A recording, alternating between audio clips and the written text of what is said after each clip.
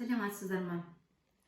Мен бүгін сіздерге осындай әдемі песочный тестадан жасалынған, ішінде творогтан жасаған салмасы бар печенье жасап көрсетемін.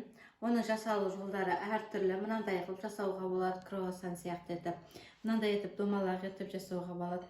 Өте сондай нәзік печенье. Міне қарасаңыздар, үлбіреп жатыр. Өте әдемі печенье. Жасаңыздар мен бірге. Жасалу жолы бұның өте оңай жасалу жолы. Ал оны көру үшін сіздер менімен бірге видеоның ақырына шейін болыңыздар. Бісміллә деп бастайық. Бұл жерде біз бірінші құрғақ заттарды араластырып аламыз. Оған біз ұнымызды, еліктен өткізген және крахмалымызды саламыз. Үстіне крахмал мен ұнды міндетті түрде елегіштен өткізіп аламыз. Қантты қосамыз. Одан кейін разрыхлителімізді қосамыз. Кішкене тұз қосамыз. Шым-шым ғана тұз қосылады, болды. Одан кейін бәрін осылай көріп тұрғандарыңызда етіп, осындай венчикпен, болмаса вилкамен болсын, жақсылап араластырамыз. Бәрі бір қалыпты болып араласу керек. Одан кейін үстіне майымызды саламыз. Май міндетті түрде бөлме температурасындағы жұмсақ май болу керек. Қатты езіліп тұрған емес, бірақ жұмсақ болу керек. Көргеніңіздей осындай етіп қолымызбен крошка жасаймыз. Қолда перчатка болған жақсы, себебі қолдың жылулығымен май еріп кетеді. Одан кейін бұл қалады. Майдың структурасы өзгереді де, май еріп, дұрыс бізде песочный печенье шықпай қалады. Енді су құямыз. Суды мен негізінде 60 грамм болу керек. Бірінші 50 граммын құйып көрдім. Ұнның әртүрлі болғанына байланысты. Ұндарымыз әртүрлі ғой, сондықтан жайлап құйыңыздар. 60 грамм болу керек. Соны 50-40 граммнан бастаңыздар. Содан кейін құя бересіздер, керек болса, керегінше қарай. Осылай етіп бәрін жақсылап илеп аламыз да. Бір мындай кружок не жасаймыз, жақсылап осылай илеп аламыз. Домалақ шарик жасап.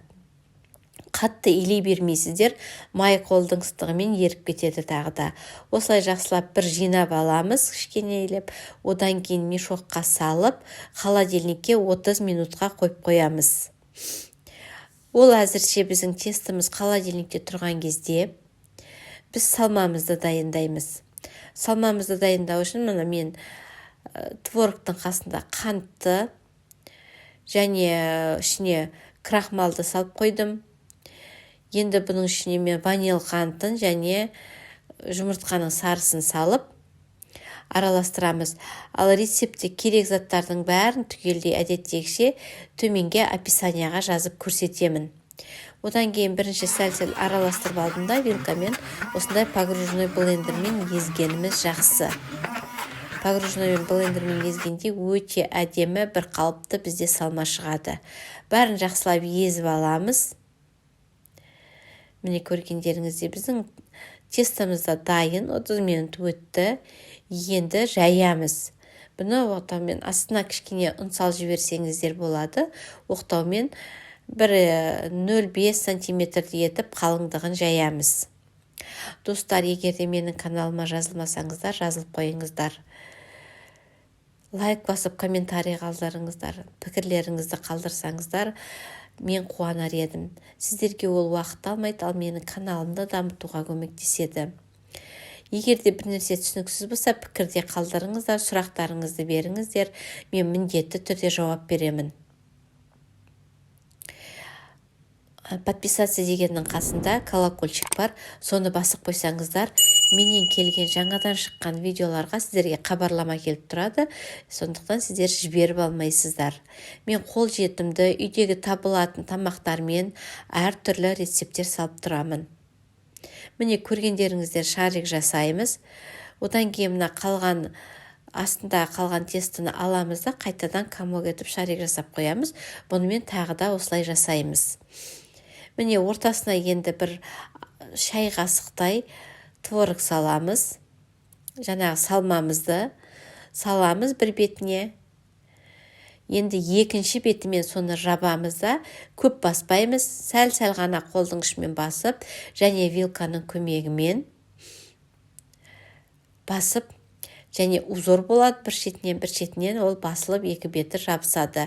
Қатты вилкамен басудың қажеті жоқ, жай басамыз. Сосын ортасынан жай ғана вилкамен бір ғана тесік шығарамыз, ауа шығару үшін. Міне тағы да бір-екеуін жасап көрем. Мұқият қарап алыңыздар. Қатты басудың керегі жоқ. Бұл печенье өте сондай ауызда еритін, өте дәмді печенье. Менің өзім ондай қатты тәтті жақсы көрмейтін. Қаншасын жеп тастадым. Менің отбасыма да қатты ұнады.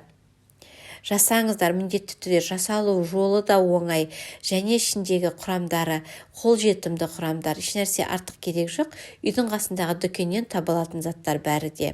Өте дәмді печенье. Міне менің печеньелерім домалақ дайын. Енді келесі бөлегін мен басқаша етіп жасадым. Мына домалақтар жасай берсең қала береді, сондықтан мен круассан сияқты етіп жасауға шештім. Мына өзім қарап, осылай етіп ойлап, сол кезде бізде артық тесті қалып қоймайды. Домалақ етіп жасасаң, ол артығы шыға береді ғой. Сондықтан осылай етіп жасадым. Міне көргендеріңіздей осылай етіп саламыз. Бір жақсысы, мына тестамыз, біздің творогымыз шығып кетпейді тестадан.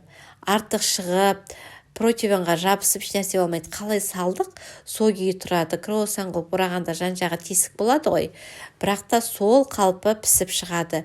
Өте жұмсақ, ауызда еритіндей печенье болып шығады. Жасаңыздар міндетті түрде. Міне бәрін осылай етіп жасаймыз. Әзірше духовкамызды 180 градусқа ысытып қоямыз да, 20-25 минут пісіріп аламыз. Менде 25 минут пісті. Әркімнің духовкасына байланысты. Одан кейін түгелдей суыған печеньенің бетіне сахардың ұнтағын, қанттың ұнтағын себеміз әдемілік үшін. Болды. Біздің печеньеміз дайын. Сіздер де жасаңыздар. Отбасыларыңызды қуантыңыздар. Шай ішуге өте таптырмайтын печенье. Видеоны ақырына шейін қарағандарыңызға рахмет. Сіздермен болғаным өткен.